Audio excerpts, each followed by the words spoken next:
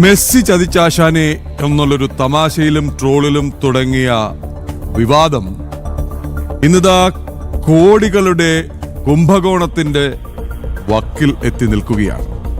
കഴിഞ്ഞ ദിവസം പുറത്തു വന്ന വാർത്ത അനുസരിച്ചാണെങ്കിൽ 126 കോടി രൂപ മെസ്സിയുടെ അർജന്റീനയെ കേരളത്തിലേക്ക് കൊണ്ടുവന്ന് പ്രദർശന മത്സരം കളിപ്പിക്കാനായി അഡ്വാൻസ് നൽകിയെന്ന് പറഞ്ഞ ക്ലെയിം വ്യാജമാണെന്നാണ് കായിക വകുപ്പ് നടത്തിയ അന്വേഷണത്തിൽ വ്യക്തമാകുന്നത്. അർജന്റീന ഫുട്ബോൾ അസോസിയേഷനുമായി യാതൊരുവിധ കമ്മ്യൂണിക്കേഷൻ നടത്തിയിട്ടില്ലെന്ന് മാത്രമല്ല, അർജന്റീനിയൻ ഫുട്ബോൾ അസോസിയേഷൻ ഇക്കാര്യം അറിഞ്ഞിരുന്നോ എന്ന് പോലും സംശയം പ്രകടിപ്പിക്കുന്നു അന്വേഷണ റിപ്പോർട്ട്.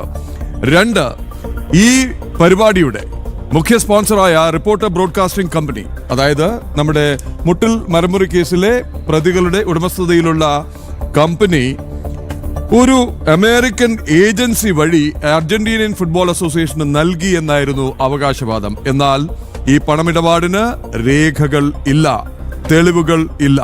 കള്ളപ്പണ ഇടപാടുകൾ നടന്നിട്ടുണ്ടോ എന്ന് അന്വേഷിക്കാൻ ഇഡിയോടും ഇൻകം ടാക്സ് ഡിപ്പാർട്ട്മെന്റിനോടും ആവശ്യപ്പെടണമെന്നും അന്വേഷണ റിപ്പോർട്ട് പറയുന്നു. 2, ഒരു ടെൻഡറുമില്ലാതെ ഒരു സ്വകാര്യ സ്പോൺസറെ നിശ്ചയിച്ചു എന്നുള്ള ഗുരുതരമായ ഒരു ക്രമക്കേട് വരുന്നു.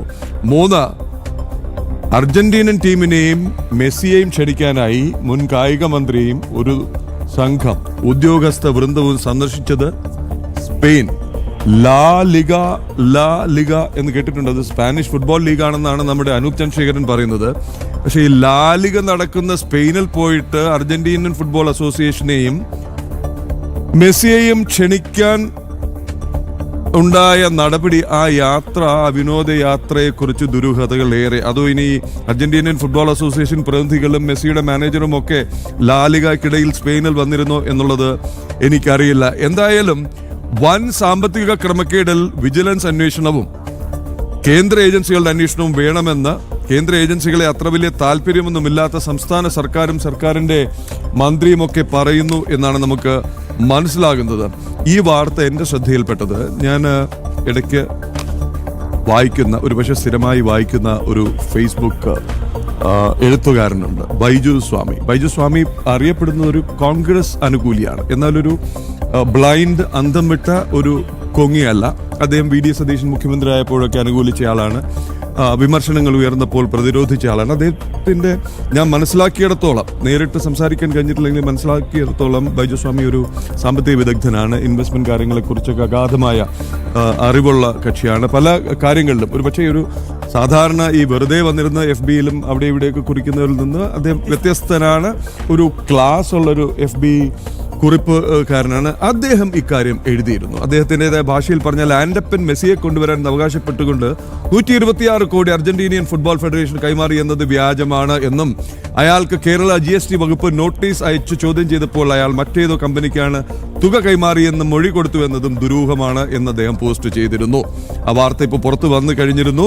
എന്തായാലും മാധ്യമ സ്ഥാപനം എന്നൊരു മറയാക്കി ആൻഡപ്പന്റെ ഫ്രോഡ് പരിപാടികൾ തുടരുന്നുവെന്നും അന്താരാഷ്ട്ര നിലവാരത്തിലുള്ള മണി ലോണ്ടറിംഗ് മേഖലയിലേക്ക് അയാൾ വളർന്നു എന്നുമാണ് ബൈജു സ്വാമി കുറിക്കുന്നത്. ഈ കമ്പനി ഉണ്ടല്ലോ, പൈസ കൈമാറാൻ എന്ന് പറഞ്ഞ് ഈ കമ്പനി പോലും ഒരു ഷെൽ കമ്പനി ആണെന്നാണ് പറയുന്നത്. ഒരർത്ഥത്തിൽ അഭിമാനിക്കാൻ കേട്ടോ. കാര്യം വർഷങ്ങൾക്ക്, പതിറ്റാണ്ടുകൾക്ക് മുമ്പ് US-ലെയൊക്കെ തട്ടിപ്പുകാരായ ബിസിനസ്സുകാർ അല്ലെങ്കിൽ ബിസിനസ്സുകാരായ തട്ടിപ്പുകാർ നടത്തിയിരുന്ന പരിപാടിയാണ് ഷെൽ കമ്പനി രൂപീകരിച്ച് ഈ കേമൻ ഐലൻഡ്സ് പോലെ ഒരുപാട് ധാരാളം ഐലൻഡ്സ് ഉണ്ട്, കരീബിയനിലെ ചില ഐലൻഡ്സ് ഉണ്ട്. ഇവിടെയൊക്കെ ഉള്ള ബാങ്കുകൾ നിക്ഷേപിക്കാം. അത് നമ്പേർഡ് അക്കൗണ്ട്സ് എന്നൊക്കെ പറയും. നമ്പേർഡ് അക്കൗണ്ട്സ് എന്ന് പറയുമ്പോൾ അക്കൗണ്ടിലേക്ക് പണം ട്രാൻസ്ഫർ ചെയ്യുന്നു, അവിടുന്ന് സിംഗപ്പൂരിലേക്ക് ട്രാൻസ്ഫർ ചെയ്യുന്നു, അവിടുന്ന് മറ്റുള്ള അക്കൗണ്ടിലേക്ക് ട്രാൻസ്ഫർ ചെയ്യുന്നു. നിമിഷങ്ങൾ കൊണ്ട് പല രാജ്യങ്ങളിലേക്ക് മാറി പറയും. മണി ട്രെയിൽ എന്നുള്ളൊരു സാധനം ഉണ്ടാവില്ല. എവിടെ നിന്ന് പണം ഉത്ഭവിച്ചു, എവിടേക്ക് പോയി, ഇപ്പോൾ എവിടെയാണെന്ന് ആർക്കും അറിയാൻ പറ്റത്തില്ല. കാര്യം സ്വിസ് ബാങ്കുകൾ ഇപ്പോൾ കുറച്ചുകൂടി കടുപ്പിച്ചതോടുകൂടിയാണ് ഇത്തരം ഷെൽ കമ്പനികളും ഇത്തരം നമ്പേർഡ് അക്കൗണ്ട്സും ഒക്കെ ഉപയോഗിക്കുന്നത്. ആ നിലവാരത്തിലേക്ക് കേരളത്തിൽ നിന്നൊരു വ്യാപാര കച്ചവട പ്രമുഖൻ ഉയർന്നു എന്നത് വേണമെങ്കിൽ ആ ഒരു നിലവാരത്തിലേക്ക് ഉയർന്നു. ഏതായാലും